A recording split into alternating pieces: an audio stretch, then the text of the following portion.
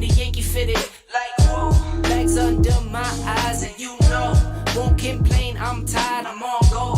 For that grip, 10 toes till they swole. For that grip, 10 toes till they swole. Remember those days, those L's, I couldn't sleep right now. I get paid, vacay, I'm staying B-side. Breaking the blues over steak, I gotta eat right. You could be my peace sign. I don't need that energy around me. I just need sun, you're so cloudy. I wake up good, you're so grouchy. Please get from around me.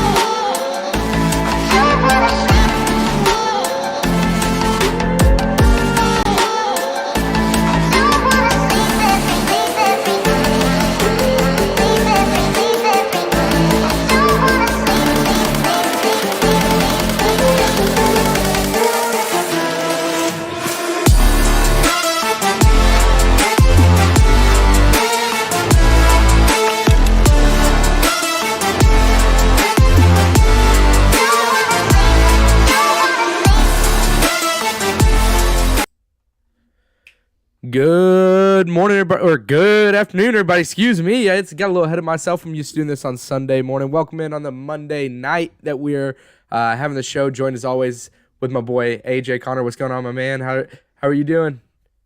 Good. Obviously you must be doing really good or really bad because it's the nighttime. It's 9 o'clock. Yeah, I'm doing very bad because all I can think about is that Tom Brady has decided to come out of retirement over this weekend, which means that we've now got to go through Tom Brady at some point, probably, if we want to win a Super Bowl this year in Green Bay. We did manage to get Aaron Rodgers back, but Tom Brady this weekend says, "Hey man, I'm not done. I'm coming back." A lot of people are claiming they saw this coming. A lot of people say that he said he wasn't done. Um, clearly he's not done. Do you think this was something that you saw coming, or kind of surprised by him coming back? I think I don't know. It was kind of one of those things like he had a lot in the bag left, and all he talked about forever was like, this is how continue to keep your performance up when you're above the age of 40, and it was kind of this badge of honor. And I thought it was a surprise that he retired. So Mm-hmm. I guess it's not really a surprise that he's coming back. You saw Brett Favre do it. You saw Michael Jordan do it Yeah. twice. Obviously Jordan took a longer absence than 40 days, but I guess he probably had a heart to heart with his wife and was like, "Hey man, like this is not what you need to be doing. You need to be, out there until your competitive spirit's gone and your arm doesn't work anymore." Which, the Mm-hmm. dude could probably play for a couple more years. What's gonna suck is we're gonna deal with this every offseason now. It's like, Yeah. is Tom Brady gonna retire or not? And it's like, come on, man. But Yeah. it's exciting for football because he's the best to ever do it. So Yeah. I am surprised he came back. I figured he would be the one that once he finally says he's done, he's done. I don't know what else he really has to accomplish at this point. But to your point though, like when you looked at him playing over the past couple of years, you don't see a player that's in decline. The guy's in the same shape he was in, basically coming in, if not better, than when he came into the yeah, league. he's So eating he's eating avocado toast and yeah, whatnot and all that exactly, fancy all the time. He's on that avocado Victoria's ice Secret cream. diet, is what it Yeah, is. So he's got to like, stay fancy. yeah, he's got the youthfulness for sure. Like he's like reverse aging, kind of Benjamin Button type stuff, and decides to hang Well, it up. Um, I, he I'm was smart. Go ahead. I was gonna say I'm curious if like really if that was the decision he had wanted to make, because if you remember, whenever the word came out that he was retiring, it was leaked out by who leaked that? What was it, Schefter on that one? Yeah, I think somebody. Yeah, somebody. I think that's who leaked that one, and yeah. it was like, what did he feel like he was maybe forced to go with it at this point? Like, was he maybe still, or not necessarily forced to go with it, but was he possibly still weighing his options, and maybe that's why nothing had came out yet? And whenever it did, it kind of maybe influenced his decision to stick it through. Maybe kind of a like, yeah, I'm tired of this type of shit. Like, I'm ready to be done, type thing. And then after he maybe sat on it for a minute, kind of changed. Either that, or he just realized that being a stay-at-home dad ain't what he want to do. He wants to play some football. Ball's Screw them life, bro. kids. Yeah, yeah, Well, that's like, and he did it the right time because like right before free agency. So they have a bunch of guys that were kind of on the cusp of leaving, like Leonard Fournette and all those guys. And he's like, "Hey guys, I'm coming back." So this team's not dead. That team would have been dead if it wasn't for him. So, hmm does that mean Gronk is going to sign another year? Probably. yep. And it'll be interesting to see. I'm excited to see what they do. It's good to have him back. It sucks to have him back at the same time because like it just adds another layer in the playoffs for everybody. But Correct. at the same time, we're watching greatness. That's So what. Yeah, I was gonna say it's good. It's good to have him back for the spirit of just like competitive play. You know what I mean? Um, just the fact that he can provide a challenge for every team every week, and therefore it's one less game that people go into for the weekend, going, "Oh, this is a layup game." Like think about all the teams that would be going into Tampa if he was not playing this year, And what was his name that they announced originally? That was starting quarterback. He played at like Florida. What was his name? Kyle Trask. Yeah, exactly. So everybody would have gone into Tampa and probably dog walked this team. So I mean, for the league as a whole, I think it's awesome that he's back. Being a Packers fan, I don't enjoy it, but what I do like is he made the Packers look bad in the NFC Championship game not too long ago. So it's just further chances for redemption for us. Jalen Ramsey's also happy. I don't know if you saw his comments on it. He said, go throw that last touchdown to somebody else. Absolutely. But to your point though, like what does Gronk do now? Does he come back? And other news around. I don't know if you've heard in the rumor mill of former Bucks, Antonio Brown's apparently interested in coming to the Cowboys. Have you heard about that? Well, I heard him talking about it. No. I heard him talking about it on Undisputed the other day, man. Dude, tell me that would not be something Jerry would do though, man. Like tell me he would not be like, "Oh, he's had a bad run everywhere he's been." At this point though, shit, I don't know. Like we traded Amari Cooper for a 5th-round draft pick, so and we swapped 6s. Like, dude, we couldn't have got any more than that. Like a 4th round, a 3rd round. That trade, like with Amari Cooper, like what a deal for the Browns, man. What a deal to get him for a 5th and 6th round pick, and then after just losing Odell, they cut Jarvis today. Did you see? I think it was today they cut Jarvis Landry, which is a little bit mind-boggling, but I don't know if I don't know the details behind it. If it was like a salary cap casualty or something, saves them $14 million. So I mean that makes sense. I mean, but then you go get Amari Cooper, who you're going to pay $20 million. Yeah, no, I know. Makes no damn sense. There had to be more to it. Jarvis may have been unhappy. Maybe there was something to that. Maybe everybody's tired of, playing with Baker Mayfield as their quarterback. Odell was, and he went and won a Super Bowl when he left. So absolutely, and and at the same time, like you think about like the receiver casualties. I mean, you think about Devontae Adams said he might hold out if he doesn't get signed. That's huge. And I mean, I don't know what we do with that, because like if he's holding out on the tag, you have to think about it. He's getting paid $20 million on the tag. Yeah. So that means he wants more than that. Does it mean he wants more than that, or does he want to secure like longevity? Is that what the issue is? I think he wants a commitment. Yeah. I think he wants like, hey, commit to me. And there's report. And then what I was going to say is there's reports that the Packers are shopping for Jarvis Landry. And it's like, well, you got to get your best receiver first. Like, yeah, I heard that as well. And that doesn't make any sense to me. Like, because to your point, like, why would you not work out what you got with Devontae first? Because, like, do you not want him in the picture long term, regardless of if Aaron Rodgers is there, right? Which, by the way, I believe I don't know if he's signed the deal yet, but they've come to terms basically on the deal. Everybody leaked that it was like a $50 million a year, $200 million contract or something like that. And he's came out and since said, like, the details of my contract are not what, is being said, which makes sense because if you remember, like, a couple weeks back, there were rumors going around about him saying, hey, he's wanting to be the highest paid quarterback, get paid $50 million a year. And he sent a text to McAfee. McAfee disclosed it on the show saying that, that's categorically false, like, so if he wasn't, he's never been pursuing money. He's been adamant about that. So I'm curious to see what the details of his contract are. If they really are the $50 million though, then at that point he better not bitch about not having any weapons ever again, because you just spent all your damn money that you had to go get them. You want Devontae here? Salary. Yeah.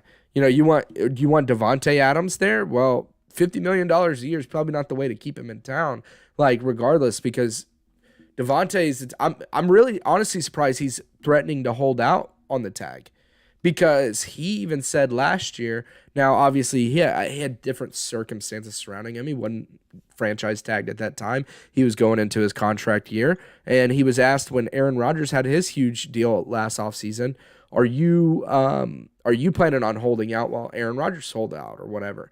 He was just like, no, like he's like, where I come from, I've worked this hard. I'm not turning a single dollar away, which is kind of what he's doing right now. But when it could be reports. when it comes to there's that, but when it comes to like your contract and like like this situation, it's a little bit different because he may be foregoing a little bit of money right now, but for the long term, it's probably best for him to do it that way. Yeah, exactly. Which by all means, get your money, dude. Packers need to find a way to pay him. If you can pay him $20 million then on the franchise tag, then how can you not get this deal done? You know? Exactly. Yep, You've restructured all these contracts. Make it work, you know? Aaron Rodgers, pony up $10 million out of your $50 million and pay it to Devontae for a year. Make him happy. Make him happy. And what really fucks this whole thing up for us, though, is pulling it up real quick on who it was.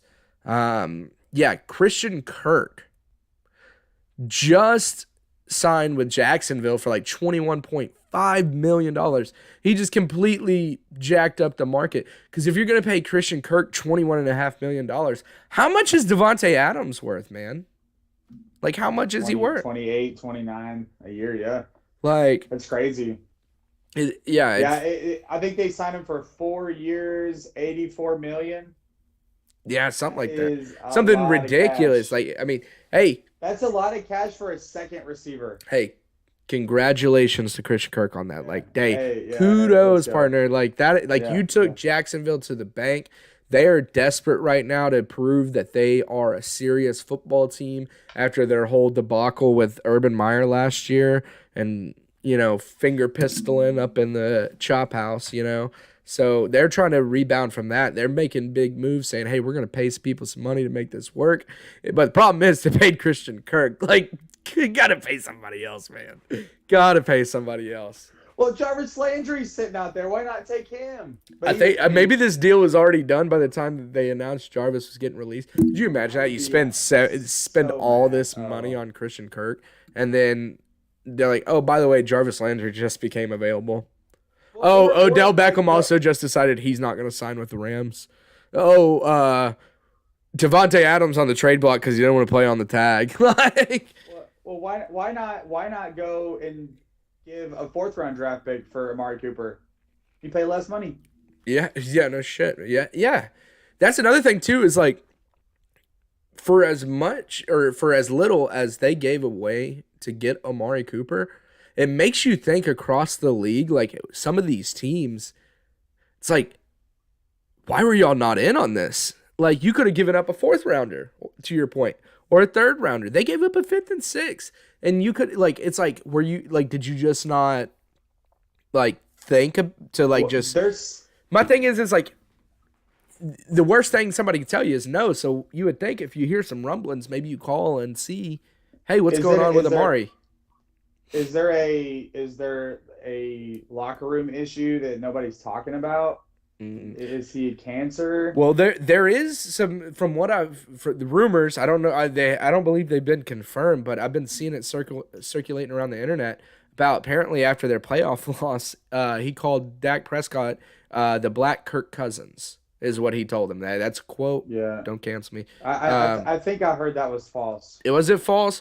Because I mean, to be honest with you, like Dak Prescott is very overpaid and underperformed if you think about it. So. Just like Kirk Cousins.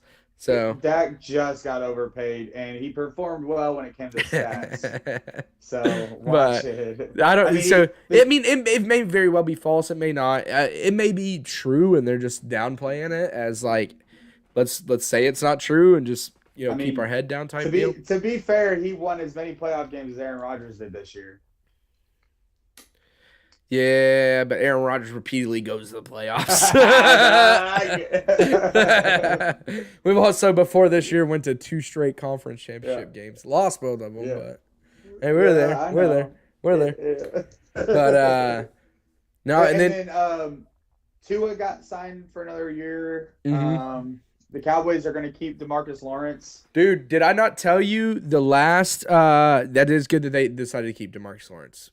I think they were going to make a very bad decision by letting him go. I'm glad they kept him for the Cowboys' sake. I mean, I'm not a huge Cowboys fan, but I just don't like that. Just seems like that was a dumb move to do, like all around. Like, why not keep him? Like he's like I don't know what your other options are with him. You know? They signed Michael Gallup to a 5-year, $62 million, and then What else happened? There was something else. Oh, Deshaun Watson came off of his. They said the grand Yes, jury's not going to indict him, huge. which people are saying, well, it doesn't mean he's not guilty, but what they're saying is that the grand jury will indict anybody for dumb things, and it seems to be unfounded at this moment. Yeah. So we'll see going they're forward. They're saying it doesn't mean he's not guilty, but that's if they're not indicting him, that generally means they don't have enough to even make a case. Yeah. So like they're not going to waste time of indicting him and taking him to trial if there's no case to be made.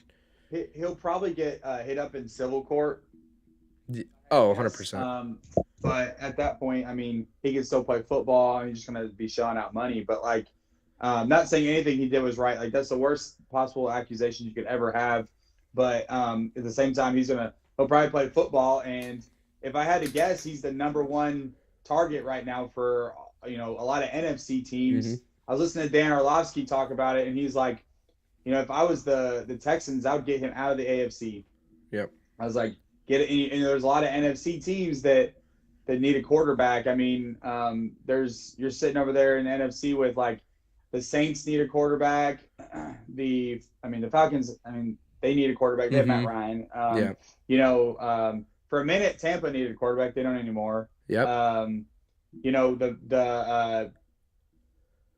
I guess not Who even else the Vikings. Is on that? Vikings. The Vikings just signed. just extended Kirk Cousins. Dumbasses. The 49ers could be an option. I mean, I know they got Trey Lance, but but he's still developing. And would you want a proven QB or? And does Deshaun Watson Kyler Murray swap happen? That is, yeah. I mean, that could be a and that's something very plausible because they're both very similar QBs. I mean, you could very well have. I wouldn't say that would be a straight up trade. I don't think you give Kyler Murray straight up for Deshaun Watson, strictly because of the accusations. But you definitely give up Kyler Murray and in turn maybe get back like a couple picks or Kyler Murray's like, I want a $50 million contract. Well, Deshaun Watson's on a $30 million contract. That's a $20 million savings. You know who I think instantly gets good if they get him or if they can find a way to get Deshaun Watson up there. But I'm not sure if they'll be able to make it work, but I think a team that really does, they're not an NFC team, but that'd be the Colts. Could you imagine them like with them? Like they had 11 Pro Bowlers, which I'm really like curious to see why they haven't been making very many moves yet. They have so much money too, and like the Colts are talking. I was listening that they might be in the sweepstakes or whatever, not sweepstakes, but they're talking about getting Marcus Mariota, which is interesting. The Steelers just signed Mitchell Trubisky. I thought he was going to go to the Colts. Yeah. That was. But like the interesting thing about Deshaun Watson to me is he hasn't played football in a year, so that's going to hurt him. Mm-hmm. But he goes to say that, like, I don't know why I was thinking this, but if he goes to say Arizona, he gets to play with DeAndre Hopkins again. Oh, the which reconnection. They didn't have a bad relationship. They actually they did well with each other. So, I mean, if I'm the Cardinals, Murray's already like unfollowed. Like, all right, man, you want to get out of here? How about you go to a team that was 4 games last year? Here, go to Houston, buddy. Yeah, because he's still on his rookie deal. Yeah, so he's got like no type of no trade clause or nothing. If he gets shipped, he gets shipped. He doesn't get to pick. Yeah. Now he could be a little bitch boy and hold out and do all that. But what about this trade possibly? You say NFC teams. And I think one that gets really, really good in the NFC, the New York Giants. Yeah. Dude, they have Saquon Barkley, who was able to stay healthy for the first time all year last year. Right now he's got to get traded. So trade Saquon Barkley. Yeah. I mean, yeah, you could give up Saquon Barkley, but I mean, I would want to keep him. I mean, I don't know though, because give up. That is true. I mean, the thing is though, is if Deshaun Watson wants out, bad enough, he can choose not to play and hold out and make things difficult. Or what they could do is they could release him. Yeah, Deshaun Watson. They could release him, and then they get nothing for him, and then he can go sign. Or he can hold out and then just show up, or not show up, I guess, and then just not play. Take his. Dumb. I mean, he could make it really difficult for it to. I mean, it would be dumb, but would it really be? Because you have to put yourself in his shoes and go through all the shit you just went through with the Texans. Like, because they didn't back him up one bit. And I'm not saying that they should have by any means. But if he truly is innocent of whatever it was, like to the point where they weren't willing to bring up a case on him, like I'm not saying he didn't do it, but I'm just saying that they didn't have enough to take that shit to court, basically. Right. You know what I mean? Exactly. So, yeah, exactly. At this point, it's like, all right, like, do you trust the justice system? I mean, hard to, right? Because of all the shit you hear about it. But they also get shit right sometimes too, you know? So who knows? But like, if he really was, I don't know if he was, but if he was, and then you're going through all this shit and your team doesn't back you through it because they're like, oh, this is a bad publicity move, but you know in your head that you didn't do this shit, or you didn't do whatever it was that they were saying you did, or not to the extent that you did, or it was consensual, whatever the hell shit was, right? All hypotheticals. I don't know the situation. We weren't there. But if you did go through all that, and then your team that's supposed to have your back doesn't have your back, like, why would you want to play for them? I would make shit difficult as hell. And I would never play for that team, regardless of what it was. And I would sit it out, and I would eventually go sign with who I want to. If I was Seattle, I would jump on that one right now. Yeah, so I don't think that you can get a lot in return for Deshaun Watson, even though he is so good. Like, think about Seattle just losing Russell Wilson, which is another big deal. You know, and they got Drew Lock. Getting traded to Denver, and think about how, Deshaun Watson going to Seattle brings them right back into relevance. I mean, they have the receivers. They got Tyler Lockett. They got DK Metcalf. They now got Noah Fant now. They've got Noah Fant as well. And speaking of Noah Fant, poor Noah Fant, man. He got traded and still ended up with Drew Lock as his quarterback. And like that's rough. That's rough. Drew Lock's not terrible. I think Vic Fangio had such a bad offense though in Denver. It just was like they were just abysmal. They have a great defense. So I think that the Broncos, man, they're going to be something to behold with Russell Wilson at quarterback. I mean, I know we talked about it last week, but like that's still a huge deal that not a lot of people are talking about anymore because the news cycle. But I mean, with Tommy still in the league, AR-12 is back. Russell Wilson moves. Carson Wentz goes the Commanders, which is irrelevant, but it's still news. Trubisky moves to the Steelers. You still got a hole at quarterback in Seattle. You know, Trey Lance is a question mark. You know, Matt Stafford's going to try to run it back. Where's Jimmy G going to end up? Is he going to be shipped Jimmy off? G go to the Colts? Yeah, there's rumors of that. And, you know, that may not be a bad spot for him. He's very good at handing the ball off. He's very good at handing the ball off, and that's what he likes to do is hand the ball off and let his team run and just manage the game. Yeah, that's what he needs to do. And that's all. And that's what the Colts need. That's what the Colts need. They've got that, and Jimmy G can make the throws when he needs to make them. He made a couple big throws in the playoffs this last year. Not a lot because he doesn't drop back very often, but whenever he needs to, he'll make a play.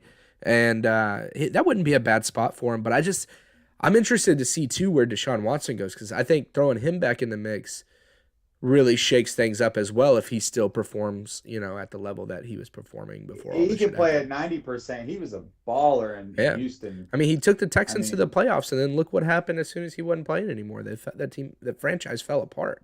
You know, exactly. J.J. Watt left. You know, they traded DeAndre Hopkins out of town for a bag of balls, basically, and it wasn't good. I do think the Giants should try and get in on that though. I think the Giants, like, I know you probably don't want to see that happen as a Cowboys fan. I'm sure you don't want that, but I mean, just think about it. They got again Saquon Barkley. You got Darius Slayton, Kenny Galladay at receiver. You got Evan Ingram at tight end, which he's not as good. It's hard to judge these guys because they haven't been as good as they have been as of lately. Like Kenny Galladay's fallen off, Evan Ingram's fallen off, but look at who's been throwing to him. They had Danny Dimes and Jake Fromm last year. they kneeled the ball on a third down so they could punt. Correct. And they need a guy like Deshaun Watson to come in and shape that Shake it culture up. But the problem with bringing in someone like him, not only do you gotta give up something probably for him, like I said, the value's not going to be huge. I don't think. I don't think they're going to have to give up a Saquon per se for him, but I could see maybe giving up one of their good receivers and maybe like a draft pick or one of their better defensive players in a draft pick, something along those lines. But the thing you got to think about too, not only do you have to give up something, but then you got to win. You got to win over your fan base with it, with a guy that's got a real shaky past right now, and then also you got to win over the locker room with a guy that's got a real shaky past. Now, if the guys in the locker room can put that aside, then they'll be good because he was always a good locker room guy up to that point, you know. So we'll see what happens, man. It's definitely getting interesting, you know. And what we'll see a lot more is right now it's just a tampering period, so they can't really technically sign contracts until I think a couple days. So there's going to be more that fall down. Like I know J.C. Jackson's available. I know the Dolphins are trying to make some moves. I think they signed Chase Edmonds. Mm-hmm. You know, and the Dolphins have a new head coach, which will be interesting. The Steelers I think they got instantly better from Mason Rudolph to Mitchell Trubisky. Now we'll see how Mitchell Trubisky plays. He played for a really bad Bears team. He got to sit under, you know, Josh Allen for a year, so that might help him. I think Mitch Trubisky. I talked about him a couple weeks ago with us on the show here. I figured he was going to be one of the QBs that people really targeted, and I'm surprised it was the Steelers, to be honest, because I feel like they could have got in on maybe some better quarterbacks out there. But I at the same time though, I think Mitch Trubisky's not a bad QB. He played well with the Bears for a very long time, but their offense got stale and it just they fell apart as a team, and it eventually didn't work out anymore. Another former Bear though that I'm really excited about is Khalil Mack going to the Chargers. One, I'm excited to get him out of the North, and then two, could you imagine him and Joey Bosa? Dang. Holy shit. I'm excited to watch the Chargers. I hope that they can bring it together, go to the playoffs, and be the better team in LA. I like their look. I like their quarterback. I like Justin Herbert. I think they Austin instantly Eckler. got better adding Khalil Mack. That defense just got so much better. Yeah. And I think they'll make a run for J.C. Jackson too. Yeah, possibly. And I mean, it just Agency. it's gonna be a good couple of weeks coming up of see what happens with all of these signings. Different people people go in different places. Craziest thing, real quick before we move on, because we'll move on from football here in a second. But craziest thing about the Steelers signing Trubisky is you and I believe the same thing. We both said, hey, they instantly got better going from Mason Rudolph to him. You know that their odds to win the Super Bowl actually got worse. Really? Yeah.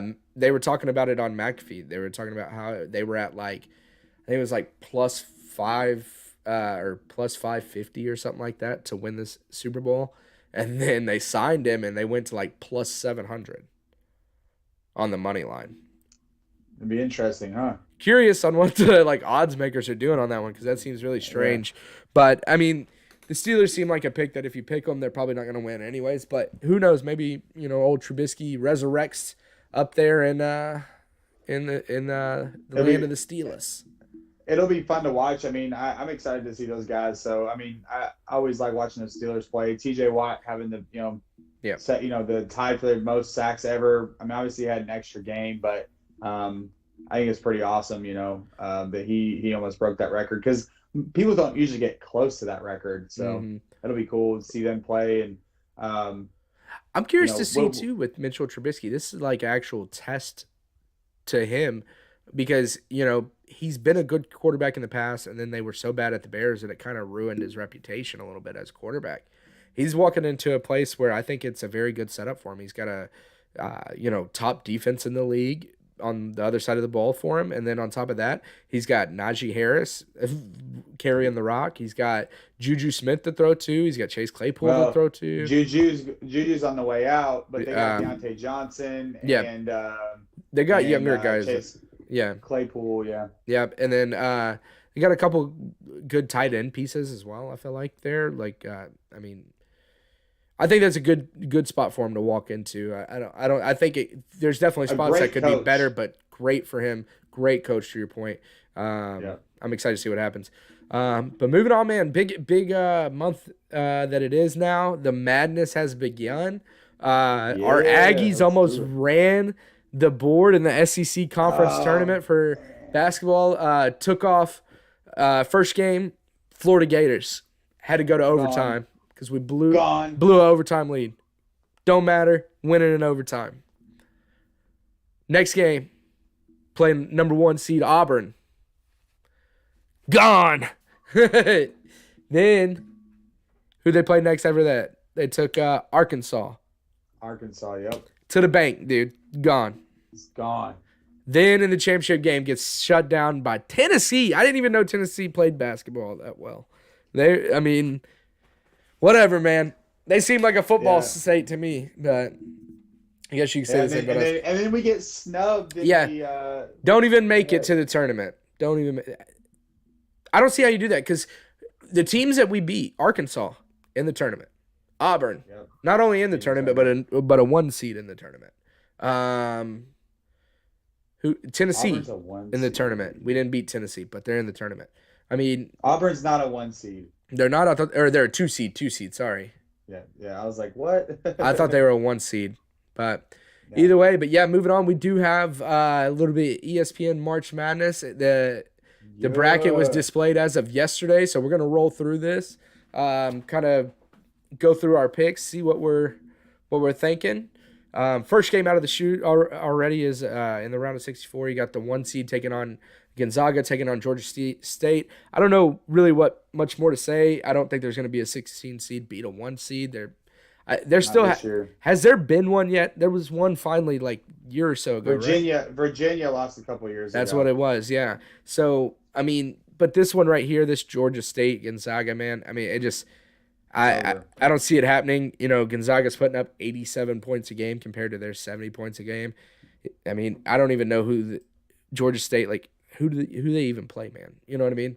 But exactly. Gonzaga definitely going. The interesting one after that, though, has got to be the Boise State and Memphis. Boise State's definitely got, like, the stout defense, right? You know, they're that's what's going for them. Memphis a little bit more battle tested though on the top 25 side. 3-1, yep. I mean, so it's like what do you take the? I like Memphis in this game. Simple fact that Boise State's got the defense, but I think Memphis has played the competition and they've played up to the competition. They went 3-1 versus top 25, so. I like Memphis as a 8-9 seed can go either way. It's a toss up. Yeah, I think I like Memphis as well. Just simply, I think they play a little bit more of a like defensive style game. I mean, they're both defensive teams. I mean, Boise State's got 60 points allowed per game is what it's showing here. So I mean, as far as these go, I'm not too aware with each of these teams on really their strengths on these. But I mean, Memphis, I'm gonna roll with on them. It seems right. Next, we got the 5-12 game on this side of the bracket. UConn and New Mexico State. This one, to me, honestly, I think this is a tough one. I think that New Mexico State's going to be kind of one of those teams that may creep up on people. From what I'm reading, I mean, this is the full disclaimer to everybody that's filling out their perfect brackets. I tune into March Madness around this time only usually, so I'm going to go with some wild picks around here sometimes. I've got New Mexico State. And what I've been reading, man, is New Mexico State is like slated to possibly be that 12 to upset the 5 this year. It happens usually almost every year where at least one 12 gets a 5 seed team out. The only thing that worries me about them is they haven't played any top 25 teams. So it's like, yeah, they're doing great, but like, who have they been playing, you know? But then you look on the other side to UConn, and they have played top 25 teams, and they've lost more than they've won. So it's like, all right, like this team may not be one to like really put up a fight, or not necessarily put up a fight, but like they're not going to be a stiff competition as somebody that just went and, whacked every top 25 team they played, right? Yep. But I've got New Mexico State in this one just because UConn doesn't shoot the ball very well. they rebound really well. But guess what New Mexico State does? They rebound really well. So it'll be interesting. They got a really big backcourt. Let's see. Yeah, I'm sorry. A big backcourt, and they've got some really good. They got some really good point guards too. So I mean, that'll be interesting to see them play on that one. Yeah, I'm definitely taking New Mexico State. I just got a weird hunch that this is going to be the upset, or one of the upsets of the first round. But next game that they got on the schedule here, and we'll keep them moving kind of quickly through these, first couple rounds, just because there's so many damn games. But got Arkansas, who's coming in as a 4 seed, and they're going to be taking on Vermont. Do you see Arkansas like losing after they just got maybe served a nice little slice of humble pie in the SEC tournament? No, I think Arkansas is really good, and I think they'll end up winning. I think the I've got teams you got to Arkansas. worry about are the teams that maybe got bounced out of their conference tournaments that shouldn't have necessarily been bounced by the teams they were. I think that's going to refocus a lot of these teams for the run, and I'm with you on that. I think Arkansas is not going to let the moment be too big for them here. They're going to get their heads back in order because clearly they didn't have it together in the tournament. They got dog walked by the Aggies, which was fun to watch as an Aggie fan, right? But, I mean, I don't see it happening again. Yeah. And then the next game you got Alabama, and they have a play-in game with Rutgers and Notre Dame. I think Alabama wins regardless. I think Alabama is a pretty good squad. Their defense isn't very good though, so I mean, it could be an interesting one, but I don't see Rutgers or Notre Dame beating Alabama, although they are skidding into the end of the season. They're 3-4 in the last, going into the end of the season, but they beat Gonzaga by 9. They beat Houston. They beat Baylor by 9. I mean, of course, they lost to A&M, so that's good. But they beat Tennessee by 5, who won the SEC, and they beat Arkansas by 1. So, I mean, Bama has definitely played competition. But sometimes these 11 seeds they end up kicking butt. So we'll see. Yeah, I'm picking Bama on that though. Yeah, I'd agree with you on that one. I mean, they have shown flashes throughout the year of being a very good basketball team. I don't think either of these teams playing in are going to be able to bring enough to get them over the hump of Alabama. I think that's going to be Alabama's only win, though. I don't foresee them because once you get into the second round, the competition gets a little bit more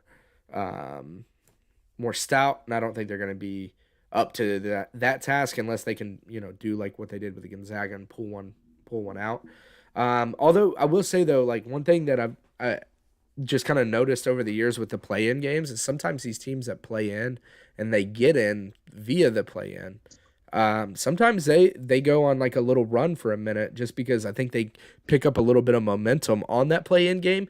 I think they get a little bit more of an advantage coming into that 11 seed than maybe like one of these 12 seeds who were just given their spot, right? Because like then you have this play-in game and this team can all of a sudden go, all right, we're going to play somebody that's in the same situation as us. They're not a Gonzaga or they're not a Villanova or an Arizona or whatever, right? And get a little bit of momentum going and take that into the next game once they're in. And they get the nerves out too. Yeah, exactly. Before you actually get to the big tournament. Yep. I mean, it's still really, huge, but it all depends on who wins. Depends on like the styles of the team that win. Yeah.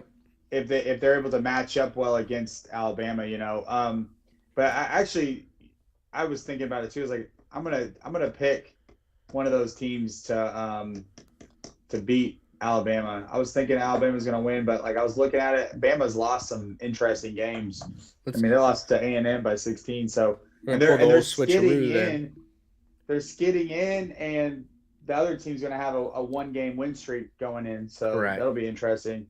Yeah. We flipped it. I originally had selected Alabama for us. We now have selected the 11 seed on that, and that's who's going to be going. Yeah. we'll either come to regret this Made decision. a convincing argument. I mean, I think we're either gonna regret this decision or we're gonna roll with it. Either way, it doesn't matter because I think we got both teams probably going out in the second round just simply based off of what team they're gonna have to play in the second round. They will be matched up against Texas Tech or Montana State. Texas Tech coming in as the number 3 seed. Montana State is the 14 seed. I'll just cut right to the chase. I think this is where Montana State's run is going to come to an end. Texas Tech's a good basketball. Texas Tech has one of the best defenses in the nation, and they're just as good on the other side of the ball playing offense, man. They make a really good argument for potentially making it all the way to the final, possibly a Final Four appearance. You know, I think they're one of my favorite teams coming into it. Is this Texas Tech squad?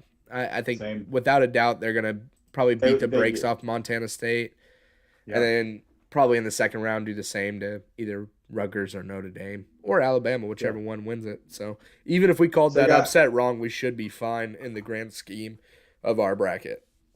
So then next one is Michigan State Davidson. So I've got Davidson winning, and for the simple fact of Michigan State has burned me so many times in the past. I picked them to win a championship a couple of years ago when they were a 2 seed, and they lost in the first round. I think they got bad juju, and I think Davidson beats them. Yeah, what is up with them in the tournament, man? That seems to be a common theme of they continuously choke in the tournament. In the bracket I filled out earlier, I had selected Davidson as well. To your point, like Michigan State, like they always seem to struggle in the tournament. Davidson seems to be playing on a pretty top level from what I'm reading up on. So I took them as well. Those 7-10 games, they're kind of like the 8-9s. They can go either way, man. Those are the games that get interesting for sure. I'm filling one bracket out this year, by the way. That's it. Yeah. I get too stressed out. Like I'm like, oh, but I did this one, but I did this. I'm picking one bracket this year, and it's going 100%. I'm doing a couple of them. I've got one at work because the boss man sent us out an email and said, hey, do this bracket. If you win, you get a day of PTO. I said, shit, I started doing the Alan from The Hangover when he's coming down to count cards. I was like, I'm about to win that PTO day, baby. But, man. Next one is Duke and CSU Fullerton. Duke, man. It's hard to pick a 15 seed, but yeah. If there's a 15 seed to win, I think it's CSU Fullerton to beat Duke. Duke is a really young team, really, really talented. Mm-hmm. But they lost in a big moment this year to North Carolina. Now, North Carolina's a good squad, but they lost to North Carolina by like 12 in Coach K's last game. So yeah, and you bring up a good point because originally I was thinking Duke's going to play really well just for the simple fact that they're at this point, not only are they playing for themselves, but you would think they'd be playing for Coach K because this is – I actually named my bracket this in my work league, Coach K's Last Dance. It's essentially his last dance, right? Last time at the big dance for Coach K, and you would think the players would be playing for him. You would also be thinking that they'd be playing for him in his last game at home, though, and instead they got the brakes beat off him by North Carolina. So yeah, I've got Duke winning, but yeah, same. But it could definitely be something that happens. This could be a 15-2 for sure. Let's go through this part of the bracket, and then we'll go all the way to the Final Four. Okay, like that. So we're gonna go to round of 32 for this same section of the bracket. What is this? Is this the West on the bracket? West. Yeah. This is the West. Yeah, West. There it is. It's right there in front of my face, and I'm like, what is it? Yeah. Show me how to work that email there, Bobby. The next game really it's what I've been picking. So, and I know you already have brackets, so this is just my bracket. Yeah, I'm more so just making the picks that we're coming to as a whole here, and we'll submit it and see how we do as a collective. But we're definitely gonna have our own separate brackets that we're doing on our own. We're not gonna publicly fill out our competition brackets for the group. Yeah, I've got right now we got I've got Gonzaga and Memphis. What we've talked about. I just can't go against Gonzaga. right now. They're on fire. They've got the pedigree. They've done it for years now. Their coach is awesome. They their defense is better than Memphis. They have won 5 out of 8 top 25 games. They've only lost one game in their conference. Their points per game is 87. They beat Texas Tech by 14. They beat UCLA by 20. They beat Texas by 12. They beat St. Mary's 2 out of 3 times. Like, it's hard to bet legit. against Gonzaga. Now there is one.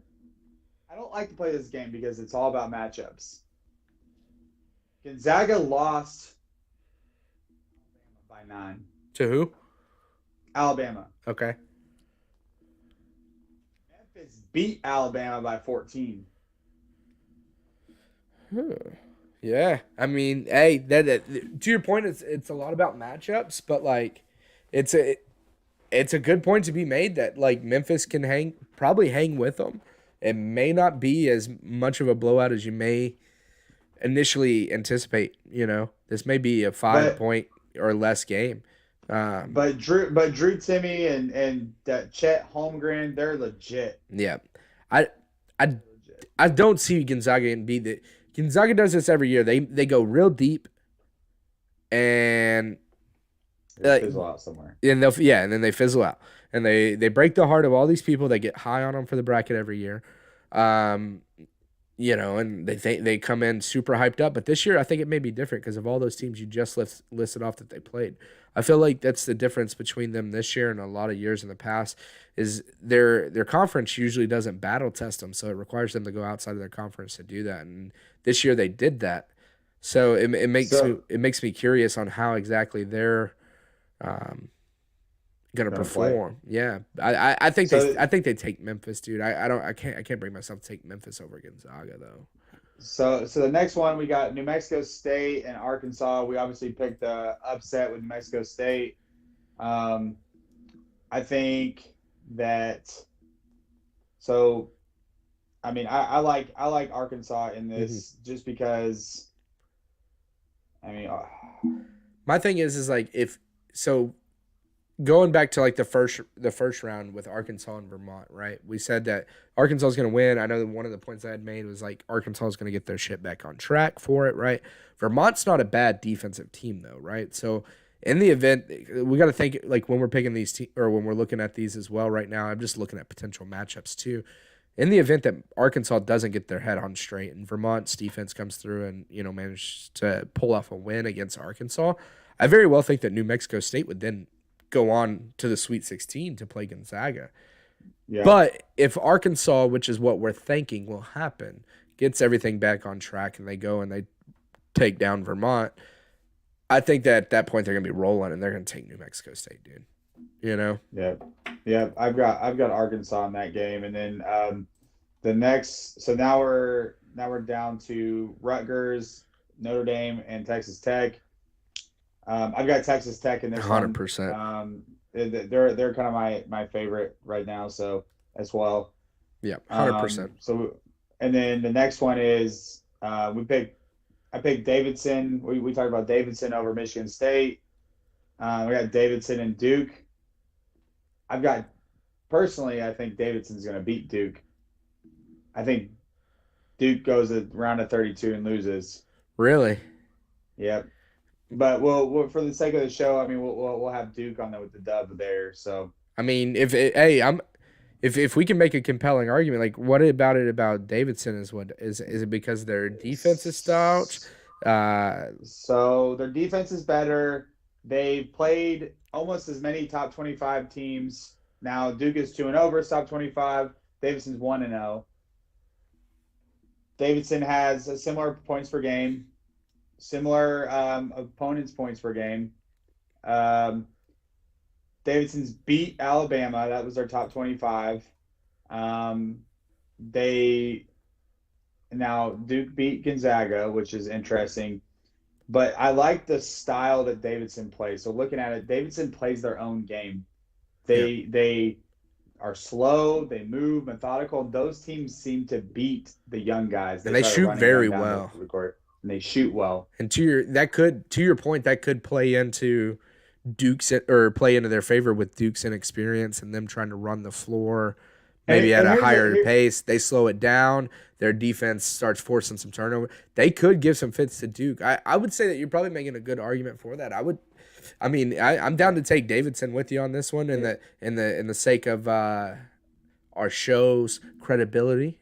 We can put that on that. So here's a fun fact, and here's a little bit of gambling in here though. So number 2 seeds are 34 and 18 versus number 10 seed, 65%. Now they've won the 9 straight meetings over the past 6 tournaments, but that means they're due. The law of average, right? Yeah. Statistics, they're due 65%, 9 straight. Maybe this is the first one. Davidson it is. We'll rock with them for this. So we got Davidson going on to take on Texas Tech in the Sweet 16. Sweet 16. So we got Gonzaga and Arkansas.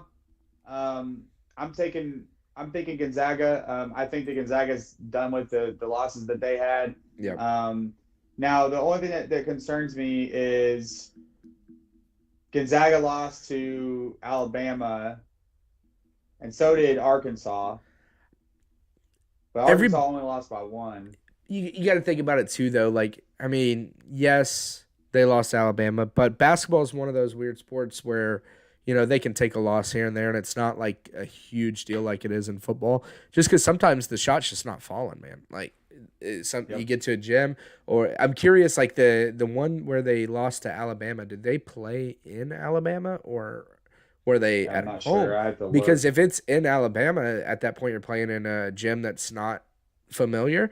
And like, I mean, I've never been a great basketball player, but I can tell you that as a kid shooting hoops, it was a lot different when there was nothing behind the backboard, like you're playing outside and you've got nothing to judge the distance, versus when you're inside and there's like a wall directly behind the goal. You got a little bit, kind of provides a better visual for you to depth kind of perception, yeah, correct, that's the word I was looking for, depth perception.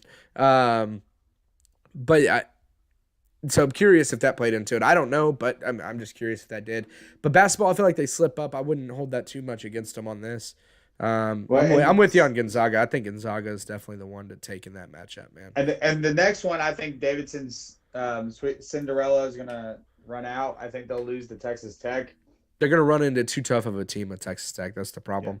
Is because an experienced team at that too. Yeah, and the thing with Davidson is they do slow it down a lot. But the thing is with playing down that slow pace of offense, and Texas Tech's relentlessness on defense, probably what's going to happen is they'll try and slow the game down, yes, but they're not going to score. And then what's going to happen is Texas Tech's going to get ahead by 10, 15, and then Davidson's not going to be able to catch up because their style of offense is not meant for that type of play. It's meant to be playing ahead with, or at least keep the game close and give yourself a chance at the end. And so you roll into a Gonzaga Texas Tech rematch for the Elite Eight. What a game! Going into the final. So Gonzaga already beat them by 14. So do you choose Gonzaga? I think Gonzaga's got an easy path to this freaking championship, man. Now, I want to pick Tech, but yeah, I mean, do they beat them twice, or do they go back and kick their ass again? Yeah, that is the thing. Is like I would like to pick Tech as well, just because like I've got like a little bit of a bias towards them right now. Obviously, Texas team, I want to see them do good, but that and they're just killing the game right now. It seems like they're playing, but so's Gonzaga, and I think the reason why Texas Tech just doesn't resonate is Gonzaga doesn't resonate is because they're not the Texas team. So it's like I want to lead to that Texas bias so bad, but I feel like my gut's telling me like, no, take Gonzaga, don't be dumb. Like Gonzaga's gonna get it done, So we've got Gonzaga in the Final Four for the West. Let's move on to the East. Let's roll through these on the beginning, and we can talk about the upsets. All right, cool. Baylor, Norfolk State, Baylor. Yeah, we got Baylor. Moving on. North Carolina, Marquette. Dude, I like Marquette, man. They play a very fast style of play a game. I'd like to see Marquette maybe pull that one out over North Carolina. What do you think? We'll throw Marquette on there. North Carolina could give people fits though. I know that's the problem. Like they've been up and down though so much this season. It seems like they're like similar. Yeah, they are up and down. I mean they were coming into a heater at the end. They beat Duke, lost to Duke. Yep. They lost to Kentucky by 29, lost to Tennessee by 17. Let's take Marquette and see how it goes. North Carolina is just like a box of chocolates, man. You never know what you're going to get. Yeah, exactly.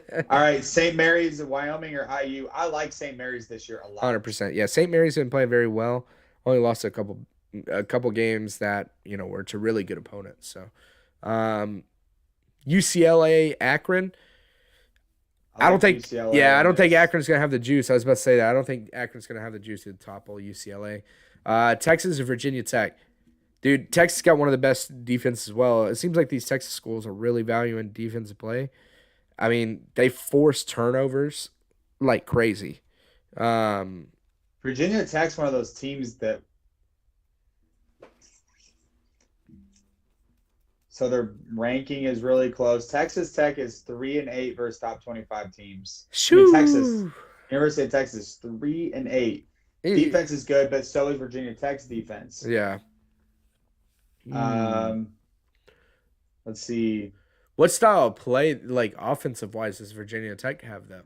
Are they like a slow? So they're down, primarily led by senior forward Kiva Luma, like another school from the same state. This team wants to bleed the clock and move the ball. A style that can thrive in the right matchup. Before the conference tournament, they struggled against high-end competition, but those concerns may now be a thing of the past. Early, they struggled. They've played much better as of late. Gotcha. Which bodes well.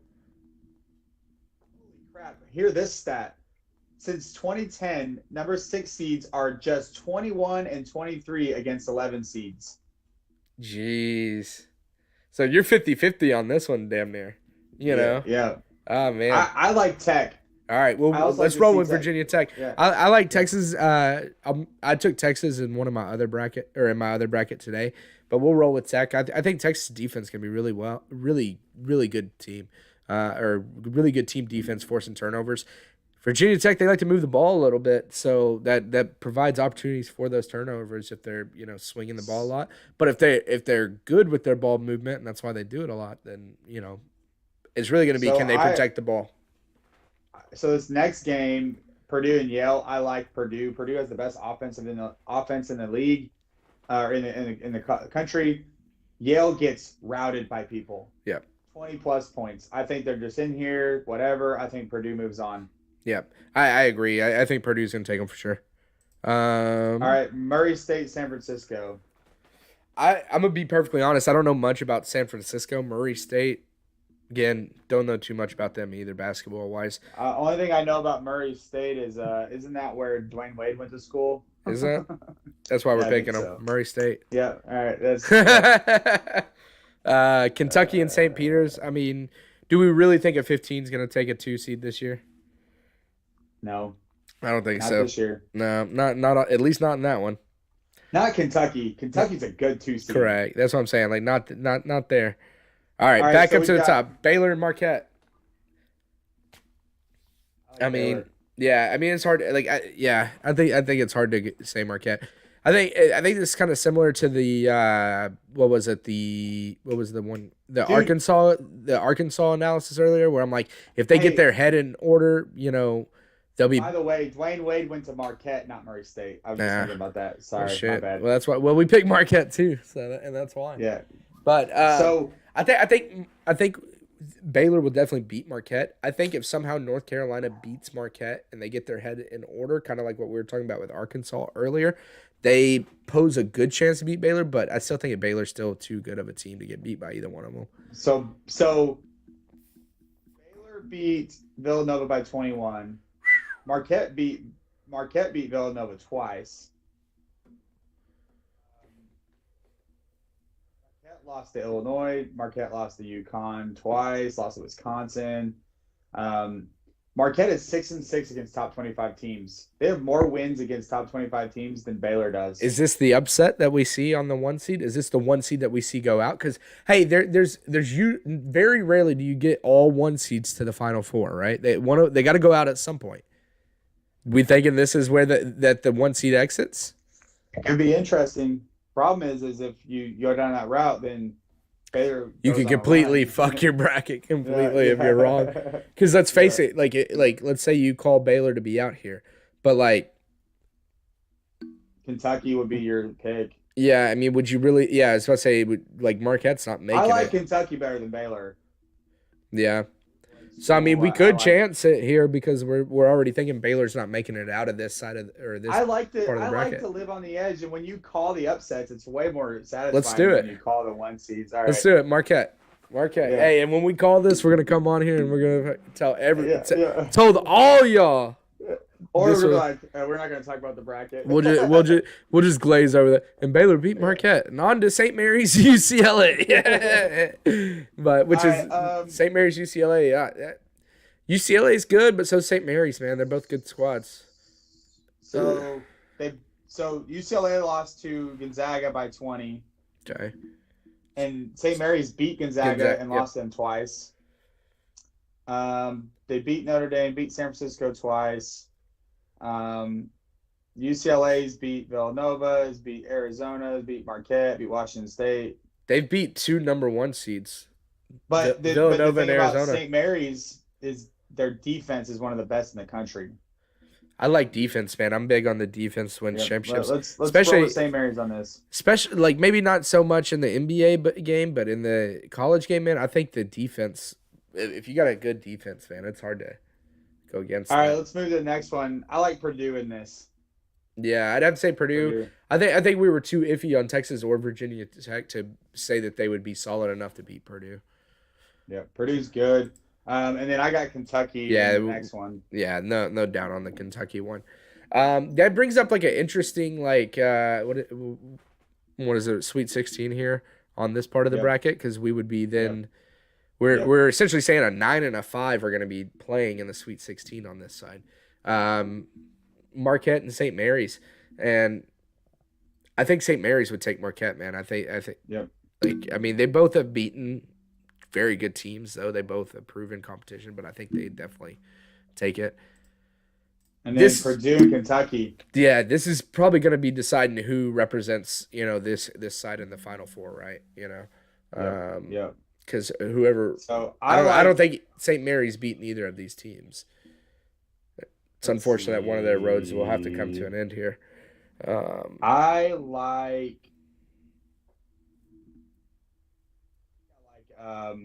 think I like Purdue in this one.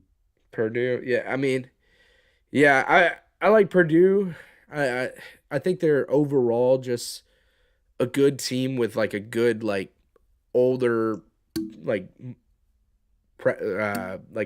older upperclassmen type led by seniors. Kentucky. Shit, I didn't know that about Kentucky. So the one thing that makes me pause is Purdue is a really high octane offense, but their defense is not as good. Kentucky has a very consistent high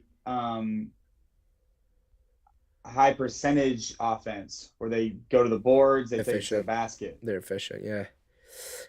Which let's go with Kentucky. I want to see Kentucky St. Mary's. That'd be a good one. Kentucky and St. Mary's. Yeah. I got Kentucky. I think Kentucky's gonna take it. Like I said, I don't think St. Mary's beaten either of those teams that we just had to pick from.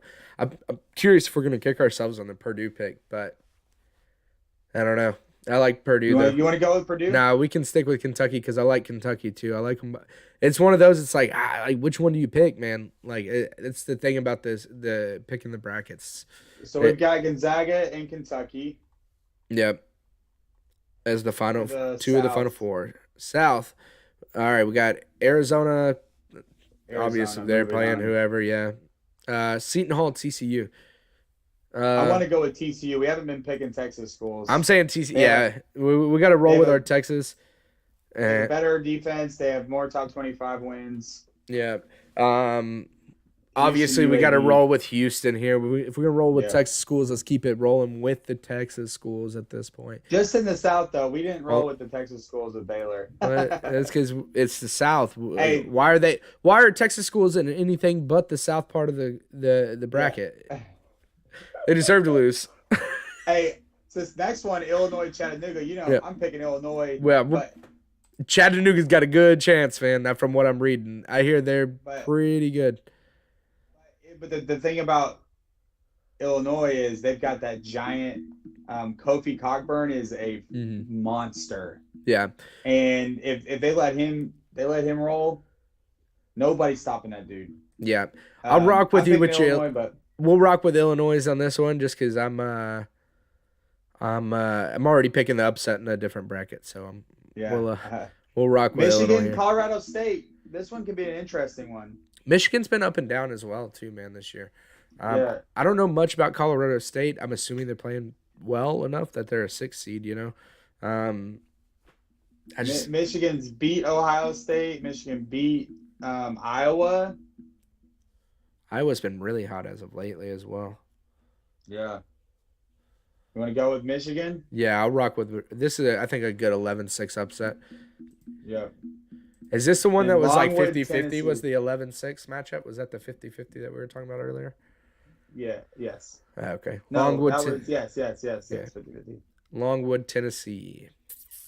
So everybody's talking about Longwood, but Tennessee, man, played lights out in this SEC tournament. I think we got to roll with Tennessee, man. To your point, they played lights out and they shut down an Aggie team that was just streaking through the tournament.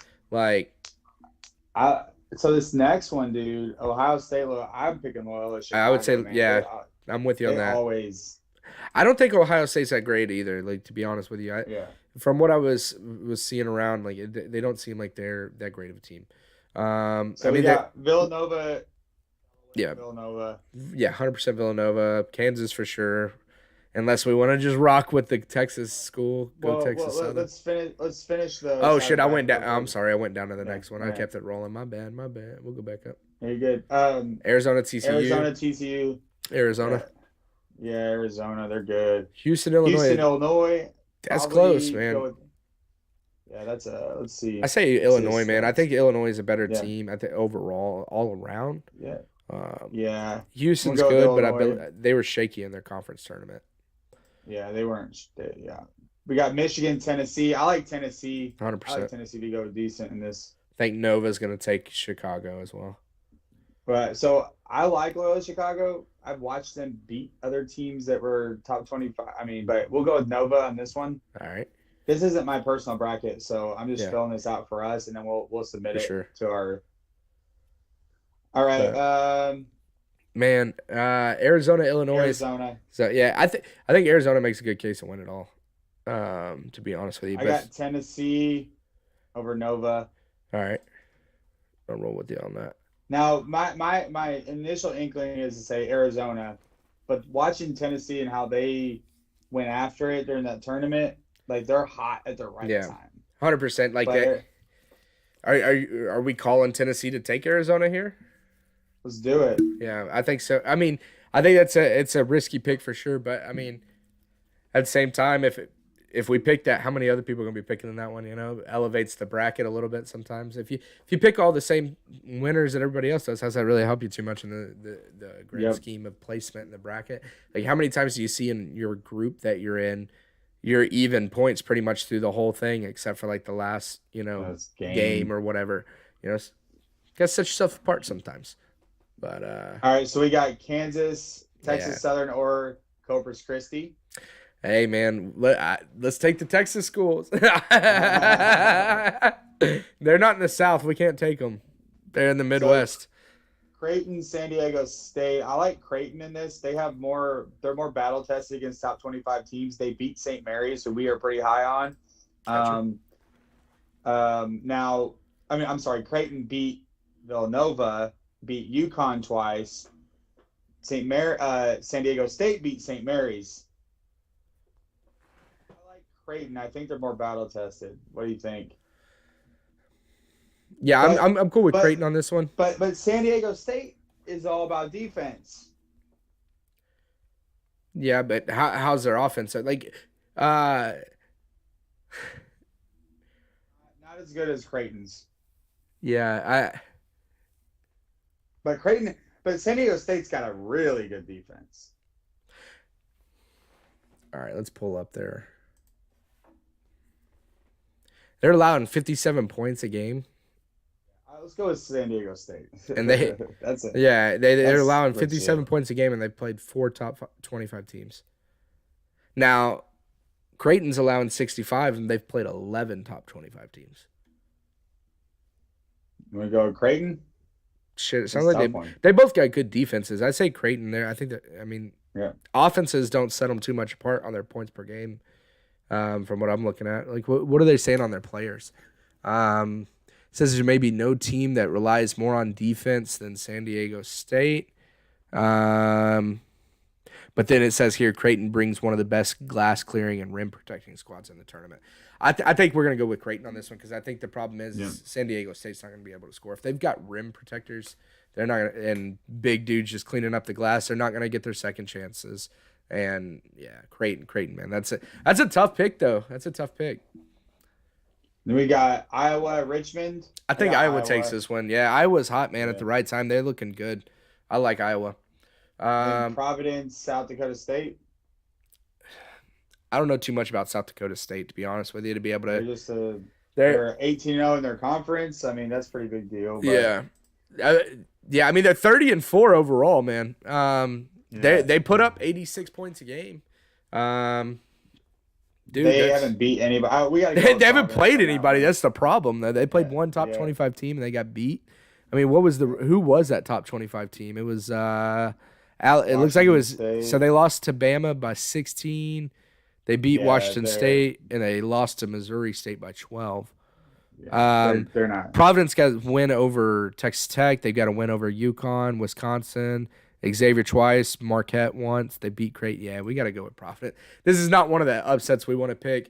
I had to put in a little bit of research because we didn't know too much about South Dakota State. So next one is LSU, ISU. I'm going to go with LSU. I mean,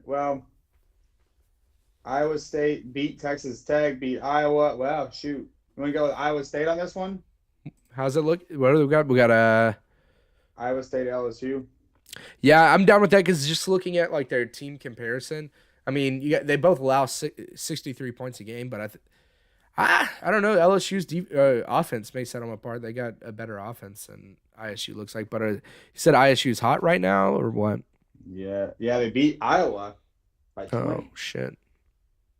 By 20, okay. And then, I mean, let's go there. They also took down Memphis by 19. So, yeah, dude, I think Iowa State would definitely be that's probably a good upset pick there for sure. And then Wisconsin, Colgate at Wisconsin. I didn't realize that Colgate upsetting. Well, I didn't realize the toothpaste brand was allowed to play. I didn't do my research on them. Winners of their past 19, they're the nation's elite three-point shooting teams. 40% from long range. All 5 starters post double-digit scoring averages during a regular season.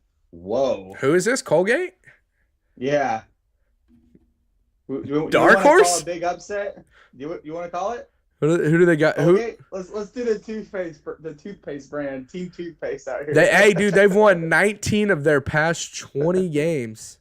Yeah. Let's roll with them. I just want to see it. Hey, let's do it. Hey, we're calling it. Colgate. Yeah, toothpaste. After y'all win, come sponsor the podcast. Make some money. USC Miami. Mm-hmm. I think defense goes Miami in this. All right. I was gonna say I like USC simply just defensively they seem to set apart. But just looking but first glance, what do we have like as far as like notable? So Miami beat Duke. Miami beat North Carolina by 28. Now they lost to Alabama by 32. Hey, USC took down San Diego State by 15. The team that we just talked about having this great ass defense. Let's do USC. Yeah. Like, and then the last one. I don't know though. Miami beat North Carolina by 28, but then they lost by 32 to Alabama. Like, what are you, Miami? Are you good or are you bad? Let's go USC. They seem more safe and secure. Yeah. Even though we just picked Colgate to beat Wisconsin. We got to get a safer pick in there after that. I got Auburn in that one. Yeah, 100%. We got to keep some reason in our picks. Kansas, Creighton. I like Kansas, man. They're good. Yeah, I think so too. I mean, we were really like torn on who wins San Diego State and Creighton. Do you really think either one of those teams is going to take down Kansas? Come on. Iowa, Providence. I think Iowa. Iowa, man. Yeah. I mean, we literally contemplated if Providence was going to get beat by South Dakota State. I think we got to take Iowa. Iowa State, Colgate. Dude, if Colgate gets past Wisconsin, they can keep it going, man. We got to get Colgate. Yeah, we're rocking with them. They are the Cinderella, man. They are the Cinderella. Yeah. And then I got Auburn over Auburn, USC, yeah, 100%. This is probably where the Cinderella story comes to an end for Colgate, though. Auburn is probably going to bounce back, take them down. It was very shocking that Auburn even lost in the SEC tournament. They lost to the Aggies, and they were actually down by like 15 points at one point. I was watching the game because that was the same day I took the kiddo up to Shenanigans. We were bowling. They had the game on the little screens like in the bowling area, so that's how I was watching that one. And that's when I think I messaged you during it. I was like, man, the Aggies are killing Auburn. And then immediately after I sent you that, the tides turned and Auburn almost came back. They're going to take down Colgate. This next game I got Kansas over Auburn. Kansas just checks all the boxes, man. They're incredible. 100%. I think Auburn is good, but I think they slipped up too much in the SEC and kind of I think they exposed themselves as not being able to finish when it matters. All right, so now we got our Final Four. We've got Gonzaga versus Kentucky, Tennessee versus Kansas. Okay, hold on. 1 second. Why is this thing? I got the dog barking in the background. Like, what is his problem? All right, hold up. All right. Got to reposition this thing around so that way people can see it. All right, perfect. All right. For first game of the Final Four, we got Gonzaga versus Kentucky. Who do you got?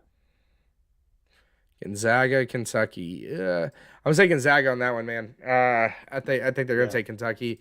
I think there were too many doubts for us while we were talking about Kentucky. I mean, we talked about them losing at multiple points along the way. I don't know if I'd fully trust putting them in my national championship. All right, and then what about Tennessee versus Kansas? I think we're gonna end up with the 1 seeds all over again. You know, in the end, Kansas, like they're just too good. I mean Tennessee is good, and I think Tennessee's gonna benefit from a route that they get to take to get to where they're at, and I think that I really don't see them being good enough to be a Final Four team. I think it's just simply the route they're taking. I think Kansas is gonna just dance into the championship on them for sure. And then we got Gonzaga, Kansas, the championship. Did Gonzaga win last year? They choked at the end last year. Can't remember. I think last year's winner was.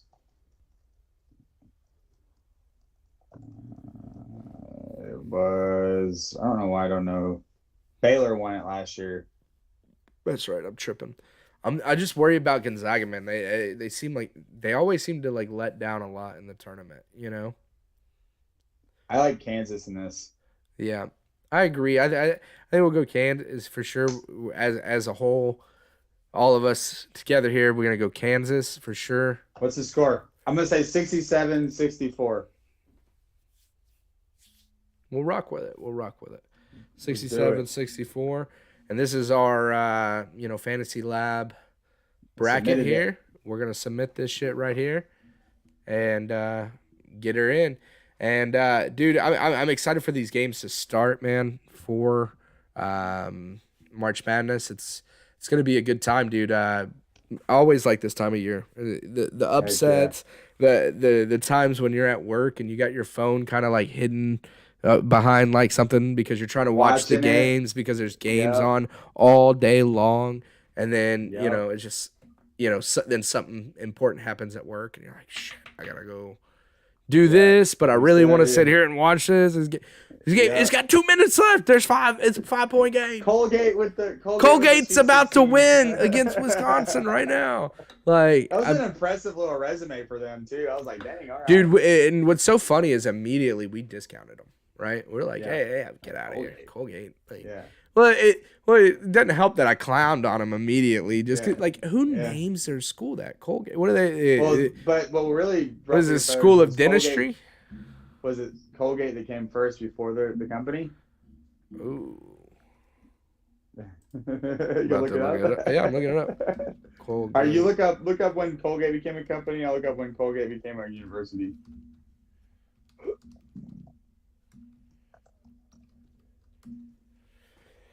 Oh, man, 1819 for Colgate University. 1806 for the company. No.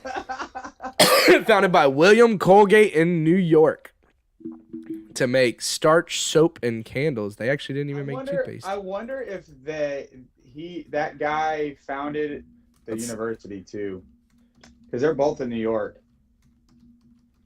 Let's see. I'm looking it up right now. Was founded William by Colgate, same guy.